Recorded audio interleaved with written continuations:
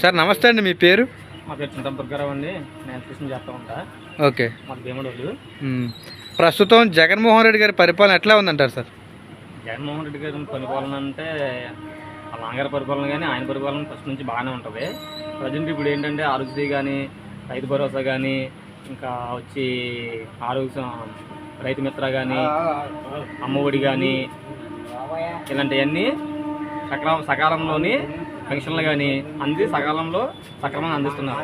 కాబట్టి మళ్ళీ next time కూడా జగనే రావాలని అనుకుంటున్నాం. పథకాలు మీ అందరికీ అందుతున్నాయి అంటారా? అంతే సార్. మీ ఇంట్లో ఏది లబ్ధి పొందారండి? మా ఇంట్లో వచ్చి పెన్షన్ ఒకటి వస్తుంది మా నాన్నగారికి. ఇంకోటి వచ్చి మా చెల్లెలదేమో అమ్మ కూడా వస్తుంది. అది సార్. మరి ప్రస్తుతం ఈ పథకాలు పెట్టేసి రాష్ట్రం అభివృద్ధి లేదంటున్నారు చాలామంది.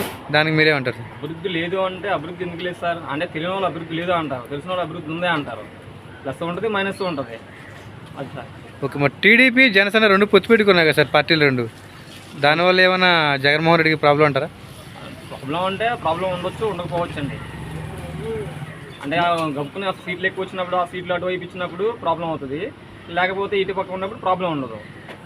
మరి మళ్ళీ 2024 ఎలక్షన్స్లో సీఎంగా ఎవరు వచ్చే అవకాశం ఉందంటారు? 2024 మ్యాక్సిమం అయితే మళ్ళీ వైఎస్ జగన్ వస్తారండి.